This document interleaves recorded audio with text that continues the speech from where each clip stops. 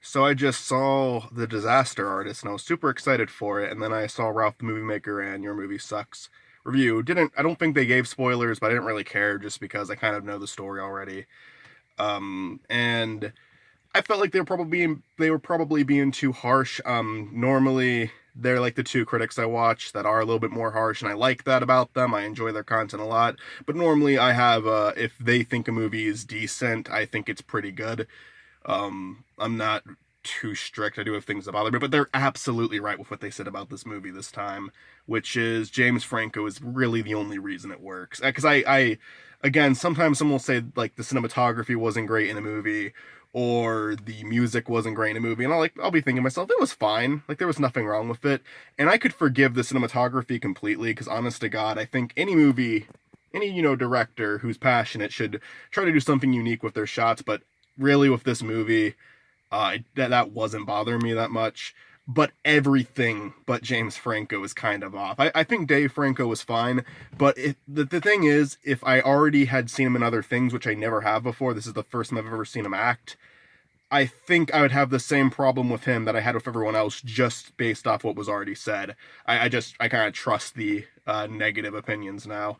And that's just because I felt like every single celebrity in this movie, every single actor, because every single other actor was a celebrity, they just felt like themselves reacting to Tommy Wiseau, which isn't a horrible thing. Because honest to God, you do get some funny reactions. I'm not gonna lie. I actually thought Seth Rogen was funny in this. He was a person in it that I didn't mind. He was Seth Rogen. He wasn't a character.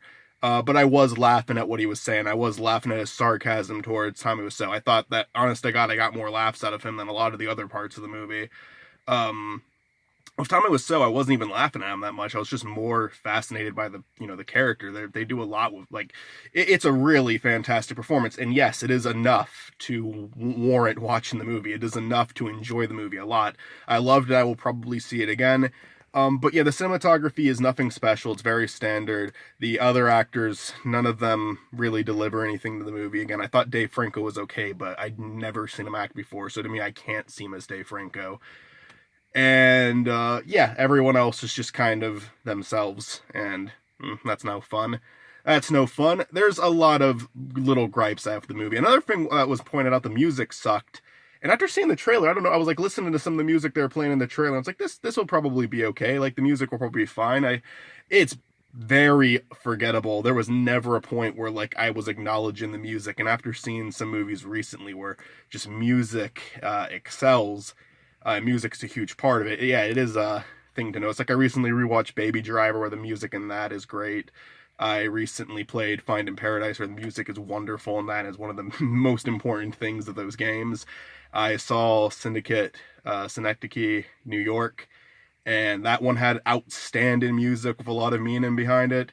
And honestly, you can't just like compare like masterpieces to every single movie. It's a bad way to enjoy film. But it is very underwhelming after seeing a bunch of stuff like that. And I saw in the credits, though, that the person who did the music for it was Dave Porter, and he's the same person who does Better Call Saul and Breaking Bad. And I was thinking, oh, well, he's done good work before.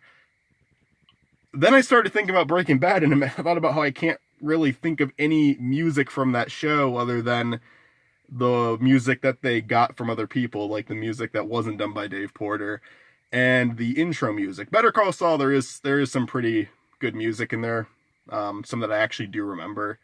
But yeah, Dave Porter. I wonder if I gotta look at what other projects he's done, because it's Breaking Bad. Whenever they had good music playing, it was some like an actual song that was playing for like a montage or something. Even with a lot of their instrumental music, it was done by someone else. Um, so yeah, I gotta look into Dave Porter. I'm curious now. He definitely did some good music in Better Call Saul. I can say that. I can defend him there. Um, so yeah, I mean, I just kind of wanted to give my thoughts there, like just kind of agree with James Franco being what sells the movie. And he sells it great. He is outstanding. Like I so much respect for the guy now. I've seen him in movies. I've seen him in plenty of movies, but this is like the best performance I've ever seen from him. And he does a very believable Tommy Wiseau. I never felt like once in the entire movie I was watching James Franco. I was completely convinced that this guy was Tommy Wiseau. It is a reason to see the movie, and that's saying something, because there's movies I've seen where the acting isn't terrible, but everything else about the movie's bad. but the acting doesn't save it. The acting in this is so good that it does save it. Like that's saying a lot about the performance. It's really a performance worth seeing if everything else in the movie doesn't work but that. Now there's two big gripes I have with the movie, because everything else, like the music it's like not terrible, it's just forgettable. The cinematography isn't terrible, it's just forgettable. The other characters aren't terrible, they're just forgettable. I'm such an awkward person, sorry. And so, like, for the most part, every problem I have with the movie is just that it doesn't go above and beyond. But there are two parts that, like, pissed me off almost with how stupid they were. And I think they're both moments that Ralph the Movie Maker mentioned in his review. So sorry for being a copycat, but it's just so true. The opening with the celebrities talking about the movie, like, first of all, what's the point of that? Like, the point of it is to get to the end and see how he became this icon. Don't fucking do it at the very beginning. He's supposed to be a nobody at the beginning. He gets himself there. But also, it's just, I don't give a shit about these people who, like, I can barely remember any of their names. They're just, I know I've seen them before. But yeah, I don't give a shit what you think about the movie. I have my own thoughts on the movie. I'm watching this because of my own thoughts on the movie. Just let me fucking watch this movie now.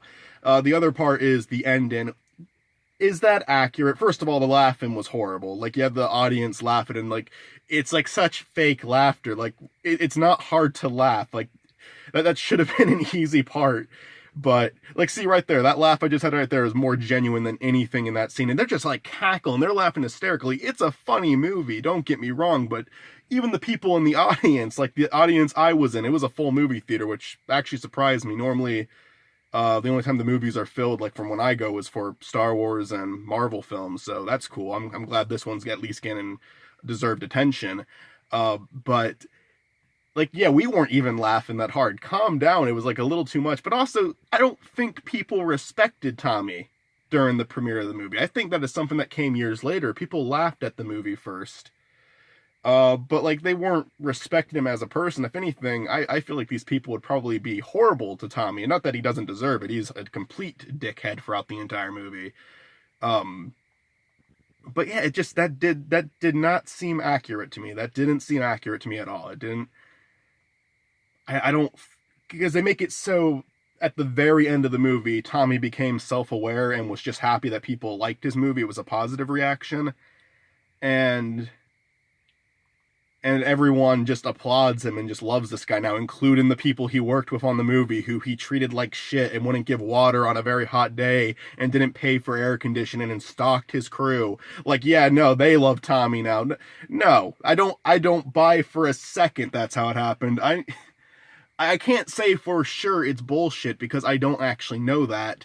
But it seemed really off. It seemed that seemed sketchy to me. That doesn't seem like something that actually happened. The popularity of the movie and people actually having a like respect for Tommy Wiseau as a person and liking his movie, being able to see his movie more than just a fucking joke while still thinking it's like a so bad it's good movie. I don't think that happened. I think that the conversation that Greg has with Tommy near the end would have worked, but it's just when everyone starts to plot him and then he goes on stage, that seems off. I gotta look it up, but that seems really off to me. So yeah, it was good. It's good because of James Franco. It's worth going to see because of James Franco. You're not going to get anything else out of it, but you really don't need anything else.